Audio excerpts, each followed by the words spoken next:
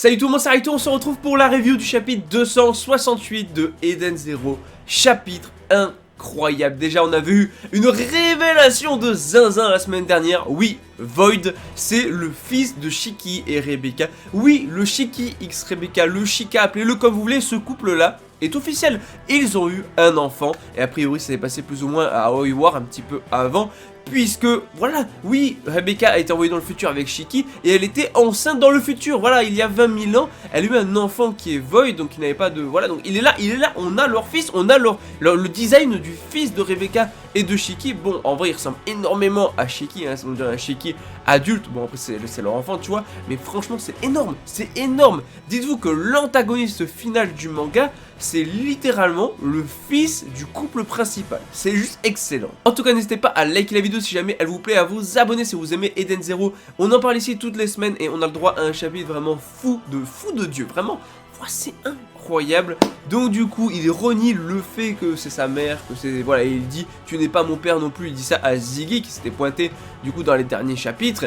Et il le dit, ben ouais, Enfin, tu as raison, j'ai pas envie de penser en fait que mon fils c'est un voyou qui sème qui sème la zizanie dans toute dimension cosmique. Et donc voilà, malheureusement c'est la vérité, c'est bien leur enfant. Et en fait, il veut l'enterrer Ziggy de ses mains. Et en gros, comme il le dit, ni lui ni Void ne devraient exister à cette époque et dans ce monde-là. Donc vraiment, il y a des chances qu'à la fin du manga, alors peut-être, je dis bien, que Ziggy et Void disparaissent tous les deux, tout simplement, laissant place seulement à Shiki et Rebecca. Et donc on a ce combat où les deux vont s'affronter. Void, ouais, on va l'appeler Void, mais bon, c'est quand même leur enfant. J'aimerais avoir un nom autre que Void, il s'appelle le vide. Mais c'est vrai que quand on allie la gravité avec le temps, tout ça, on crée un concept peut-être proche du vide, d'où le fait qu'il s'appelle Void.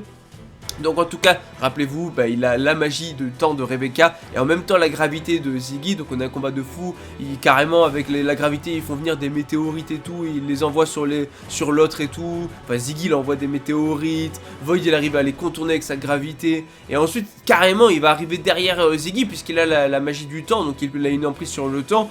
Et en fait Ziggy n'a qu'un des deux trucs, il a que la gravité, l'autre il a les deux. Donc forcément il commence à donner un coup à Ziggy et Ziggy lui fait voilà, compare pas, fais pas une généralité sur la gravité, la mienne est plus puissante, donc il fait une mécanique démoniaque du point de gravité. Il va frapper Void, et Void, du coup, ça y est, son visage, enfin son masque va tomber, son masque va tomber, voilà, c'est littéralement, son masque va tomber comme à l'époque où Shiki avait frappé Ziggy, et qu'on avait découvert que Ziggy c'était Shiki en réalité. Et là, on voit le visage de l'enfant de Shiki et Rebecca, et il ressemble beaucoup à Shiki. Évidemment c'est son fils qui est quand même assez adulte, voilà, qui a quand même bien grandi et tout. C'est une dinguerie, je vous jure, c'est une dinguerie. On voit l'enfant ici de Shiki et Rebecca, on voit leur enfant, c'est énorme, c'est oufissime. Donc on se retrouve avec un Shiki, donc plus jeune, on se retrouve avec un Ziggy qui est en réalité Shiki, et on se retrouve avec leur enfant. Tout le monde est réuni, la mère est là aussi, Rebecca est là aussi, c'est trop, c'est quoi ce chapitre de zinzin, c'est quoi ces révélations de fou, c'est quoi cette dinguerie que nous fait Mashima avec ces derniers chapitres. Donc en tout cas forcément, qui dit Ziggy de retour dit détection de son signal, donc Valkyrie, Omura, enfin Valkyrie... Armit, Witch et tout, elles vont détecter, Sister et tout, elles vont détecter que Ziggy est de retour. Et forcément, on a d'un autre côté Wizard qui est en mode qu'est-ce que c'est que ça, comment c'est possible et tout. Et en fait, c'est vrai que son créateur est ici présent, puisqu'à la base, c'est quand même Ziggy qui l'a créé, même si finalement il obéit aux ordres de Void, il suit la voie de l'Eden Swan.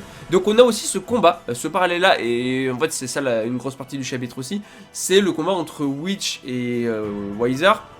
Les Nardes, je crois, de son vrai nom, qui s'affrontent et tout, et en fait, voilà, il a reçu l'ordre de détruire, de tuer, de se débarrasser, en fait, de Witch.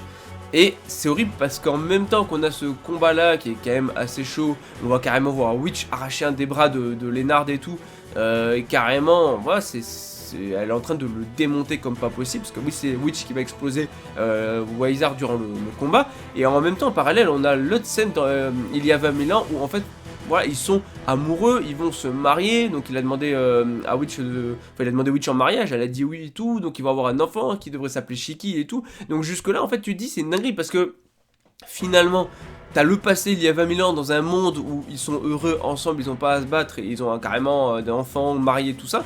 Et en fait, comme elle le dit à la fin du chapitre, parce qu'elle va l'exploser du coup avec des planches de fou, des attaques de zinzin, parce que lui aussi il va attaquer de partout et tout, il va balancer des grosses attaques, il va lui donner tout ce qu'il a parce qu'il se fait éclater, il perd un bras et tout, et donc elle, Witch, elle va carrément utiliser Radical Field, et elle va renvoyer toutes les attaques sur lui, elle va le battre, et vraiment la planche est stylée de fou, mais en fait, c'est ouf parce qu'elle dit, il existait peut-être un monde dans lequel nous n'avions pas à nous affronter, et c'est dingue parce que ce monde-là, c'est justement celui d'il y a 20 000 ans, ce qui fait que malheureusement, ben, dans ce monde actuel, là, elle a dû l'affronter, elle a dû le battre, elle a dû le démonter, là où effectivement, comme elle le dit, il y a bien un monde, effectivement, où ils s'entendent bien, où ils n'ont pas eu à s'affronter, c'était le monde d'il y a 20 000 ans.